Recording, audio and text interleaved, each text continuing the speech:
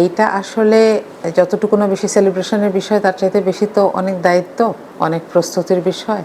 এটা আমার ডিসিপ্লিনের সাথে অনেক বেশি মিলেও না। তো আমার প্রস্তুতি নিতে হচ্ছে একটু বেশি।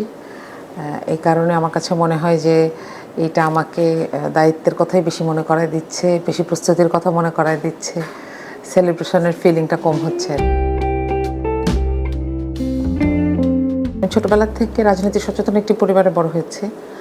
তো এখানে আসলে বাংলাদেশের ইতিহাসকে জানা, উপমহাদেশের ইতিহাসকে জানা, এগুলো নিয়ে ক্রিটিক্যাল অ্যানালাইসিস করা, কথা বলা, এরকম একটা প্রচলন ছিল।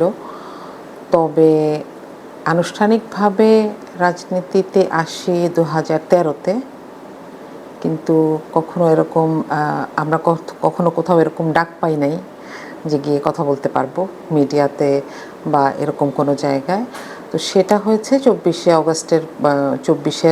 অগাস্টের পরে। আসলে আমি এমনিতে সোশ্যাল মিডিয়ায় এবং ব্লগে বাংলাদেশের মানুষের পলিটিক্যাল কালচার এবং ইসলামিক পলিটিক্স এগুলো নিয়ে লিখেছি দীর্ঘ সময় ধরে।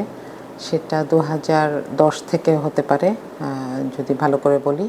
তো অনুভূতি ছিল হচ্ছে কিছুক্ষণ চুপ করে বসেছিলাম, কারণ আমি বুঝতে পারছিলাম না যে প্রথম কথা আমি এটার জন্য যোগ্য কিনা, দ্বিতীয় কথা এটা তো একটা, ওই যে শুরুতে বললাম, দায়িত্বানুভূতির বিষয় আছে।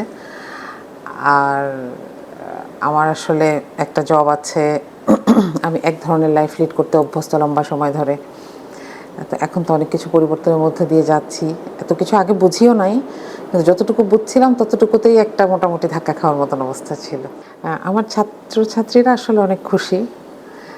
আমি ওদেরকে এখন পর্যন্ত কিচ্ছু দিতে পারি নাই, কিছু খাওয়াতে পারি নাই, কারণ হচ্ছে অনেকগুলো কাজ জমা, আমি এগুলো করতেই ব্যস্ত। কিন্তু ওরা অনেক, প্রত্যেক দিন দেখা যায় কেউ না কেউ ফুল নিয়ে আসে, কেউ না কেউ একটা মেসেজ দিচ্ছে। আমার অনেক আগের একজন স্টুডেন্ট, সে আজকেও সকালে এসে দেখলাম সে একটা ইমেল করেছে। তো এই জায়গাটা আসলে একটু মার্জ করাটা একটু কঠিন। আমি জানি না যে পরবর্তী স্টেপগুলো আমরা কিভাবে পার করব।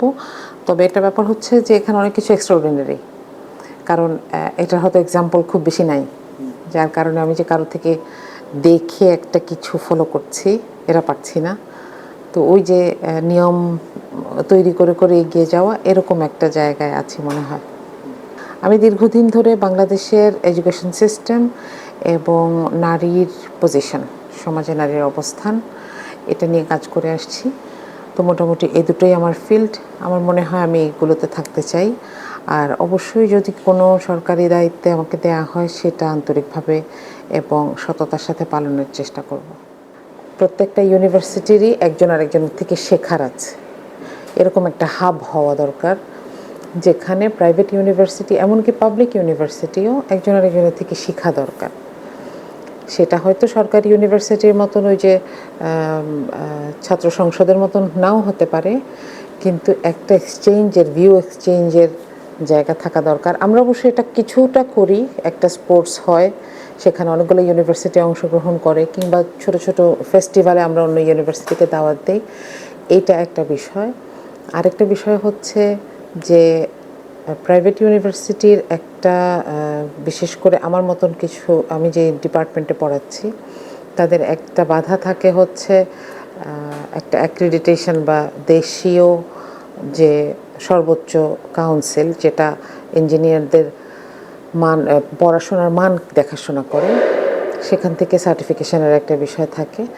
তো সেগুলো নিয়ে আসলে অনেক কাজ করার আছে। সেখানে ইউনিভার্সিটিগুলোকে একে তো হচ্ছে সহযোগিতা করা, আর হচ্ছে সবাইকে এনে একটা জায়গায়, এমন একটা জায়গায় দাঁড় করিয়ে দেওয়া যেন ওই যে পাবলিক প্রাইভেটের যে ডিসক্রিমিনেশনটা, এটা না থাকে। এটার জন্য কাজ করতে চাই। এখানে অনেকগুলো বাধা আছে, বিশেষ করে উপমহাদেশের মতন একটা দেশে, এবং আনফর্চুনেটলি আমরা যে ফিমেল লিডার দেখি নাই তা না। আমরা তো মোটামুটি 35 বছর 2জন ফিমেল লিডারকে দিয়ে শাসিত হয়েছে, কিন্তু তাও আমাদের এই চিন্তাভাবনাগুলো ঠিক হয় না। আমাদেরকে প্রথমে শুনতে হয় যে আমি, রাজনীতির মতন নোংরা জিনিস মেয়েরা বুঝবে না, এত জটিল জিনিস। দ্বিতীয়ত হচ্ছে তার এলাকায় বা তার দলের কাছ থেকে তার মূল্যায়নের একটা বিষয় আছে। তৃতীয়ত হচ্ছে তার অপোজিশনের কাছ থেকে তাকে কিভাবে মূল্যায়ন করা হচ্ছে, এটা একটা বিষয়। এবং স্বভাবতই দেখা যায় একটা এলাকায় যখন একজন নারীর বিপরীতে একজন পুরুষ সরাসরি নির্বাচন করেন, ধরেই নেওয়া যায় যে পুরুষটি জিতবেন, নারীর খুব বেশি স্ট্রং পজিশন না থাকলে। তো এগুলো অবশ্যই চ্যালেঞ্জ। আরও চ্যালেঞ্জ আছে হচ্ছে নারীর হাতে তো পয়সা থাকে না বা মাসেল পাওয়ার থাকে না অনেক বেশি। তো তাকে এই যে বাইপাস যেই জায়গাগুলো, সেগুলোকেও কিন্তু মোকাবিলা করতে হয়। তো আমি বলবো যে আমাদের দেশে যারা রাজনীতি করেন নারীরা, তারা অত্যন্ত সাহসী। যে আমি যে ব্যাকগ্রাউন্ড থেকে এসেছি, কিংবা আমি যেভাবে ইসলামের প্রতিনিধি হতে চাই, সেই জায়গা থেকে বাংলাদেশের রাজনীতিতে আসে খুব কম মেয়ে, কারণ তাদেরকে অনেক কিছু পার হয়ে আসতে হয়। তো আমার কাছে মনে হয় যে আমি নিজে খুব বড় মানুষ না, কিন্তু আমি একটা মেয়েকে এই সাহসটা দিতে চাই যে কোরআনকে নিয়ে, সত্যকে নিয়ে সামনে আগানো যায় এবং একটা রাজনৈতিক শক্তি হয়ে ওঠার সম্ভাবনা আছে বাংলাদেশ, এটা বলতে চাই। আমি বলবো প্রথম কথা হচ্ছে পড়ো এবং চারপাশ সম্পর্কে জ্ঞান অর্জন করো। আমরা মেয়েরা সাধারণত আমাদের যেটা ঝামেলা, আমরা নিজের সার্কেলের মধ্যে খুব বেশি মানুষ পাই না যাদের সাথে আমরা রাজনীতি নিয়ে কথা বলবো। দেখা যায় আমাদের মনোযোগের অনেকটা বড় জায়গা জুড়ে পরিবার থাকে, ফ্রেন্ড থাকে, তারপর বিভিন্ন ধরনের অন্যান্য আকর্ষণীয় বিষয় আছে।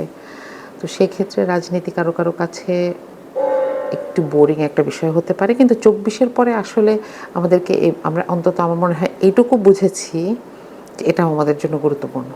তো এই জন্য আসলে পড়া দরকার, বাংলাদেশের ইতিহাসকে জানা দরকার, উপমহাদেশের ইতিহাসকে জানা দরকার, মুসলিমদের ইতিহাসকে জানা দরকার।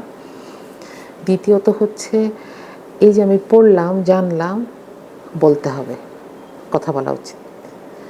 আমাদের যেই চিন্তাগুলো আমরা যদি ছেড়ে দিই মানুষের সাথে মেশার জন্য, তখন এই চিন্তাগুলো আসলে ম্যাচিওর হয় মানুষের সাথে কথা বলার মাধ্যমে। আর এরপরে হচ্ছে যে ক্লিন রাজনীতির জন্য ডিটারমাইন্ড হওয়া উচিত, যে আমি যদি পলিটিক্স করি আমি ক্লিন পলিটিক্স করব। এরপরে যখন আমি একটা কাজে যাব, আমি হয়তো অল্প কাজ করব, কিন্তু এটার ইফেক্ট অনেক বেশি হবে ইনশাআল্লাহ।